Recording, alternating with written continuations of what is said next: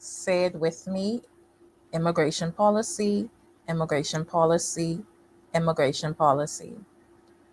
Can we talk about student visas, travel restrictions, and immigration policies? Welcome. And if you're just joining me, my name is Dr. Deidre Moss. I'm an educator, a motivator, and a talk connoisseur. I want to talk about a very important topic today that has been the focus of international news and concerns, that is immigration policy, with specific respect to student visas, denial of student visas, and more. Before we begin, if you're tuning in from our social media page and you just joined us, like and share this video and subscribe to our YouTube channel using the links that are on our page. If there's something that you think we should be talking about, feel free to let us know. We want to hear from you. Let us know if you would like to advertise on our platform or sponsor our program. With that said, let's get into our topic. Now, let me start off by saying that I am not an immigration policy expert. However, I believe that as an informed citizen, that we have, especially when it comes to this topic, it's very crucial to have discussions on these matters because they impact all of us. And as an informed citizen, it begins with these type of discussions that lead to some call of action. So with that said, if you are informed or well versed on this topic, feel free to engage. Feel free to leave your comments. Like I said, we do want to hear from you. Feel free to join the discussion and add your comments as we seek, or as I seek, to dissect this topic. And as I dive a little bit deeper into this discussion, I think it's important to get an understanding of the issue that is immigration policy.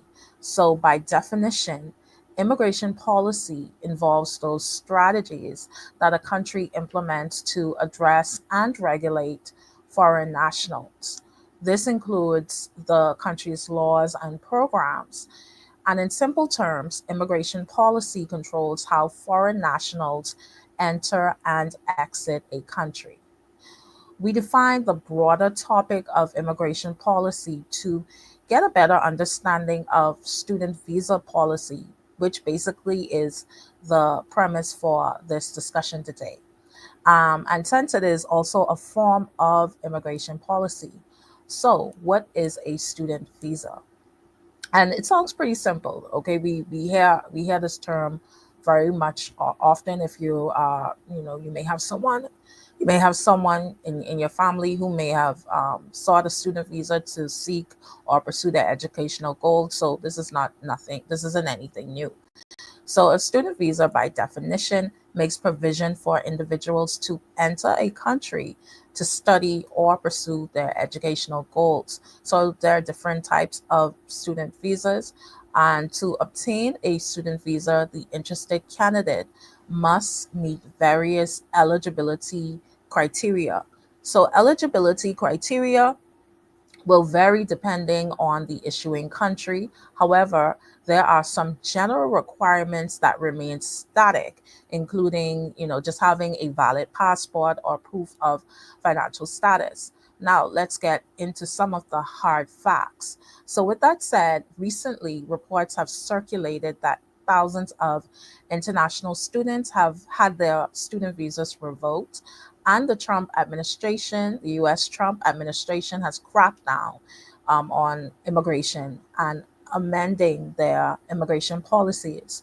So, to bring it to a regional and even local context, international students from the Caribbean might also be impacted by these changes, especially considering if there are changes to student visa eligibility criteria. Now, this information is common knowledge, and you can find numerous news reports covering this issue in depth by just doing a simple search. And amid reports of student visas being revoked, new travel restrictions and travel bans, I intend to continue this discussion as I seek to educate myself on these issues. And I hope that the greater public as well educate themselves on this immigration policy and specifically student visa issues, as this can be a issue that might impact all of us. So with that said, some of the questions to consider is the change in student visa policy has presented some important questions for us to consider. First, we need to rethink and research education opportunities outside of the US. Have we considered other educational institutions of similar standards that will provide us with similar or almost equal opportunities? Second, think about local options. If considering that your local institution offers the program of your choice, can you pursue education at your local institution?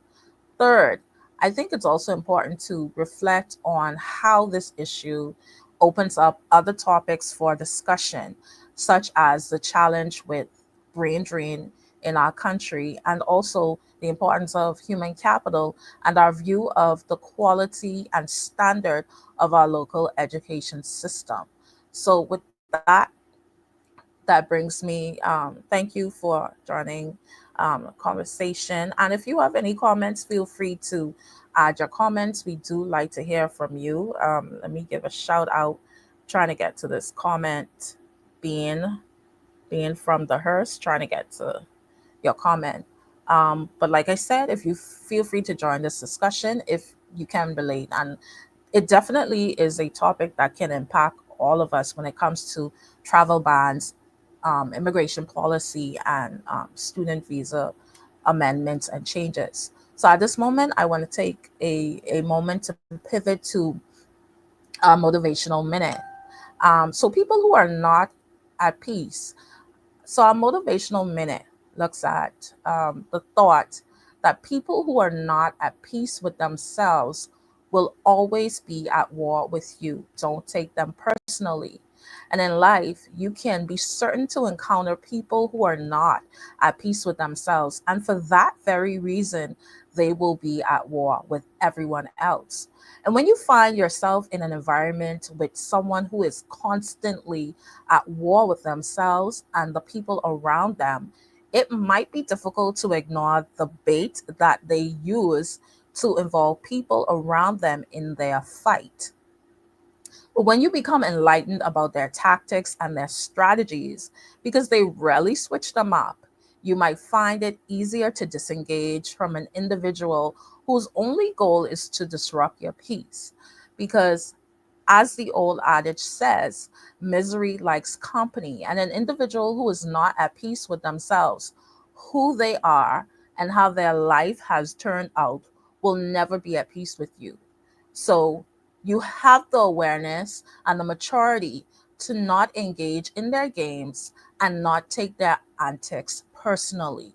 So this brings us to the end of our discussion, and definitely this brings us to, again, recycling back to what the premise of this discussion today is all about: immigration policy, travel ban restrictions, and especially with the Bahamas being a more tourism centered destination, this is definitely something that we need to consider.